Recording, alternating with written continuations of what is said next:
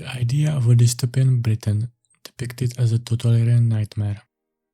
An idea that, 20 years after the film's release, seems increasingly true. This film predicted today's events in England, but also in the world. Let's take a closer look at how it achieved this. Based on Alan Moore's comic book, the film was directed by James McTeague and written by the Wachowski brothers, the same people behind The Matrix. A film with dystopian themes that also appear in the real world was not an unfamiliar concept for them, and it shows in V for Vendetta. Released in 2005, just 4 years after 9/11, and at the height of the War on Terror, this work takes the dystopian measures that were emerging at the time and projects them onto a fictional future Britain on a much worse scale. Unfortunately, as we now know, it hit the nail on the head, and everything it warns against is often happening today in a worse version than in the film. What exactly am I talking about? Corrupt police. In one of the first scenes of the film, we see the police overstepping their authority and using their position for their own benefit instead of ensuring justice and safety. When Evie travels through the city in the evening during curfew, she is stopped by police officers. She naively thinks she can talk her way out of the situation, or at worst, she will be released with a light punishment. However, she soon realizes that these guardians of the law are not interested in justice at all, and she is lucky to be rescued by V himself. Ironically, she uses pepper spray against them, which is now banned in Britain, as are knives. So how is it that crimes continue to happen? A real mystery. But what does this remind us of? Although police incompetence is a global phenomenon, it is most evident today in Britain, where the film is set. Crime in the United Kingdom is perhaps at its worst in the entire history. Cities full of people of different races, cultures, and background do not adapt well to each other, and this only creates problems. Knife crimes and the abuse of girls are among the worst problems. And what role does the police play in all of this? Ironically, none, because they do nothing about it. Instead of protecting the people they are supposed to serve, they knock on the doors of people who post comments on the internet that are considered politically incorrect, and they prefer not to deal with the abuse of young girls for fears of being called racists. Excellent use of taxpayers' money. One has to ask oneself, is this just incompetence, or is there some higher agenda at play? One that aims to destabilize the society, destroy the indigenous population, and weaken it, so that it cannot rise up against the culprits who are behind all this at the top of the pyramid? Biological weapons. The whole story of the main character, V, is that his own government experimented on him with biological weapons, motivating him to seek revenge. Fortunately, in real life, the government would not conduct experiments on its own citizens, right? Oh, here, reality differs slightly from the film. So far, biological experiments have not created any masked Avengers. Yet. Can we expect something like this in the near future? Probably not in the form we see in the film. However, I believe that the relentless oppression of governments around the world will lead to ever-increasing distrust of them among the people and a shift in the mindset of entire populations towards the right wing. Coverup. In his quest for revenge, V targets a priest at the church. He exploits the priest's weakness for younger girls and, with Evie's help, gets close to him. This scene was relevant even when the film was made. In Catholic circles, this abuse was being covered up even then, and probably for many years before that.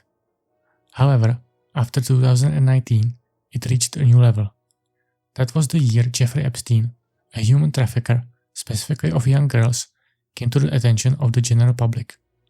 Unfortunately, this in itself is not so unusual in our world, but what opened many people's eyes was who his clients were. From Hollywood actors to politicians to billionaires.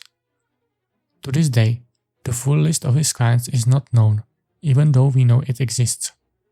We can thank not only Donald Trump, but also his predecessor, Joe Biden, who both had this information and decided not to make it public, or at least to start investigating these clients.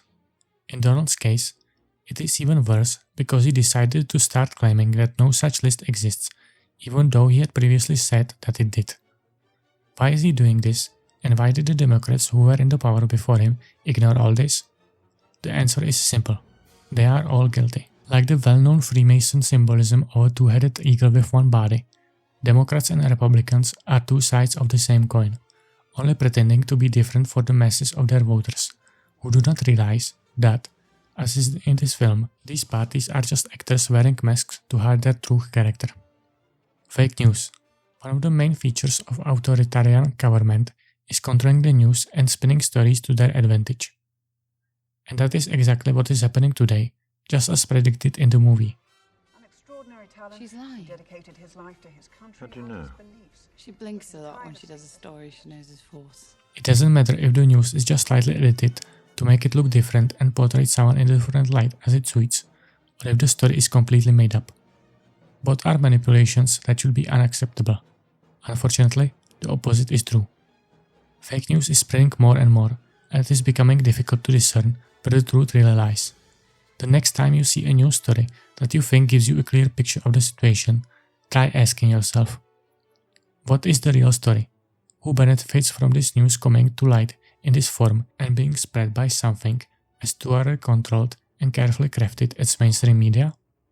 Or the Abhau, order from chaos. How does the main antagonist in the film come to power? It can be described in one simple phrase: order from chaos. This is not a random saying, but an expression associated with Freemasonry, appearing on their flags and seals. Its meaning is simple. When society is chaotic and divided, it is easier to control. I already touched on this in the section on corrupt police. Create a problem and then offer a solution. A simple formula for gaining power. So far, all this is happening only at the local and state levels.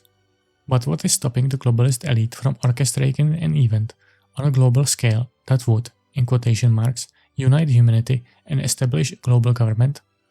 This theory was explored by Serge Monast, a Canadian conspiracy theorist who wrote the book Project Bluebeam, in which he claims that the elites will use the false second coming of Jesus to unite governments into one global government and gain absolute power over humanity.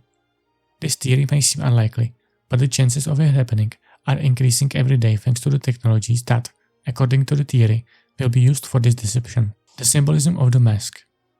In addition to the predicted dystopian measures and conspiracy theories, symbolism is also prominent in the film, especially the symbolism of the mask. The symbol of the mask as an archetype of anonymity, giving its wearer a second self representing a role other than our ordinary self, is a liberating concept. But when we put on a mask, does it only allow us to play a different role, or does it allow our true self to surface? In the film, V uses the mask as a symbol of rebellion, which ultimately sweeps across Britain like a tsunami and leads to revolution.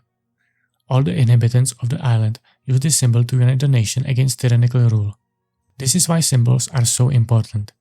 V talks about this in the film. The building is a symbol, as is the act of destroying it. Symbols are given power by people.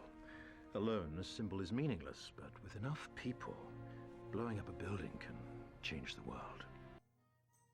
Through his actions, V gives the mask the symbol of freedom, which, like a small domino, starts a revolution across the country. These inspiring events are all the work of one man, V, who knows how symbolism works and uses it to his advantage. He used this knowledge to share it with all of humanity. He is a modern Prometheus, his cinematic reincarnation.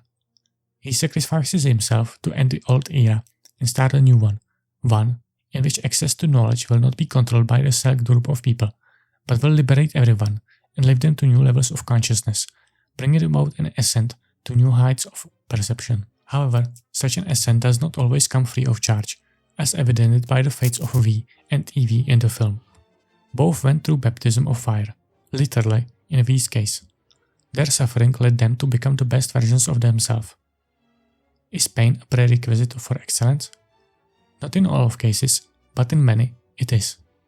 New Age philosophies are full of theories about what this world we live in really is. Many lean toward the idea that, as pure souls, we know no limits and are incapable of knowing pain and suffering. This is why we incarnate physically here, to learn these lessons and take them with us to wherever we go next. In extreme cases, as depicted in the film, there is indeed much to be learned. But is such a degree of suffering necessary? Is there no other way to learn such lessons? There are two schools of thoughts. One that claims that after death, this will seem like nothing, and we will be glad that it happened, and one that claims that this school was hijacked by entities with evil intentions, who use this opportunity to enslave humanity for their own purposes. Where does the truth lie? It's hard to say whether we'll ever find out in this lifetime. All in all, V for Vendetta is more relevant today than ever before. The problems highlighted in the film are all around us. But is there anyone who can solve them the way we did in the film? And even if such a person appeared, would the people unite behind them? Would they even recognize what a unique opportunity this is? Or would they allow themselves to be manipulated by the media, which, like we in the film, would label him a terrorist spreading a message of hate? And if they did take to the streets, wouldn't it just be to film a TikTok and then go back home? I am led to this thought by the ironic fact that Guy Fawkes' mask from the film has become a corporate product whose sole purpose is to generate profit. But maybe the future won't be as bad as I see it. The fact is that more and more people are waking up to the truth about our reality, and in the words of V from the film, "What was done to me created me. It's a basic principle of the universe that every action will create an equal and opposing reaction." if one body exerts a force on another, the second body exerts an equal force on the first, but in the opposite direction. That is all for today's video. Thank you for listening.